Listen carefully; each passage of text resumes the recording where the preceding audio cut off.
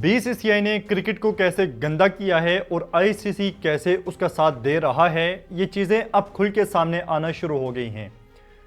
साबिक match referee Chris broad ने बुरी तरह से एक्सपोज किया है आईसीसी को भी और साथ में बीसीसीआई को भी। उससे पहले आप देख लें कि एशिया कप में हमने ये मिसालें खुद देखी कि कैसे मैच रेफरी सपोर्ट कर रहे थे इंडियन टीम को, और जो ऑन फील्ड अंपायर थे उनके भी डिसीजन ऐसे लग रहा था कि इंडिया के हक में जा रहे हैं। यानी जहां पे पाकिस्तानी प्लेयर आउट ना हो फिर भी उंगली उठ रही थी, जहां पे इंडियन आउट हो वहां पे उंगली नहीं उठ रही थी। वाइड पे कुछ बहुत ही ज़्यादा क्लोज डिसीजन जो है वो इंडिया के हक में जा रहे थे। और एशिया कप में हमने बहुत सी इस तरह की चीज़ें देखी। वहाँ पे हमारे जो रमीज़ राजा हैं उन्होंने भी ये बात की थी कि ये जो एंडी पैक्रॉफ्ट हैं ये इंडिया को बहुत ज़्यादा पसंद हैं और पाकिस्तान और इंडिया के बहुत से मैचेस में ये बंदा रेफरी है, यानी कि अक्सरियत मैचेस में यही बंदा रेफरी है। पाकिस्तान ने अदम एतमाद का भी इजहार किया, लेकिन इसके बावजूद आईसीसी ने उस मैच रेफरी को नहीं हटाया। अब इस सारे मामले को साबिक क्रिकेटर और मैच रेफरी क्रिस ब्रॉड ने भी एक्सपोज किया है बुरी तरह से, जो कि स्टुअर्ट ब्रॉड के वालिद साहब भी हैं। उन्होंने कहा है कि भारत के खिलाफ कोड ऑफ कंडक्ट के मामले में हाथ हल्का रखने का कहा गया था। एक मैच में भारतीय टीम 4 ओवर पीछे थी, स्लो ओवर रेट का जुर्माना यकीनी तौर पे बनता था। और ये जो बात करें मैच की, ये अर्ली 2000 का कोई मैच है जब सौरव गंगोली कप्तान थे टीम इंडिया के। ये उस वक्त की बात हो रही है, यानी कि आज से 20-22 साल पहले कोई मैच था।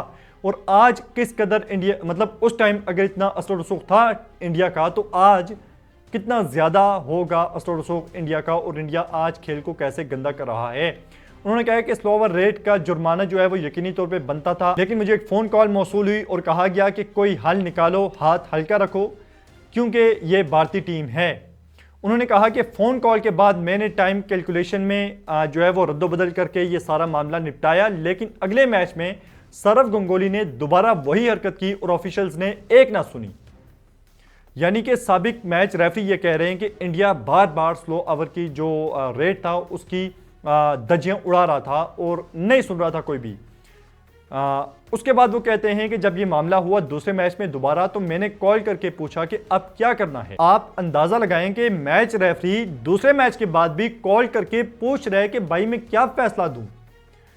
वो खुद फैसला नहीं कर पा रहा। ये अर्ली 2000 की बात हो रही है।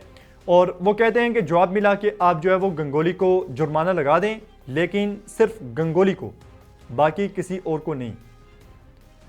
तो इस चीज़ से आप अंदाज़ा लगा लें कि उस वक्त से लेके आज तक इस खेल को कैसे गंदा किया जा रहा है और इंडिया कैसे अपना असर रसूख इस्तेमाल करता है। और यहाँ तक जो तनकीद की जाती है कि ये आईसीसी नहीं बल्कि इंडियन क्रिकेट कौंसिल है, इंटरनेशनल क्रिकेट कौंसिल नहीं है, ये बिल्कुल ठीक तनकीद की जाती है।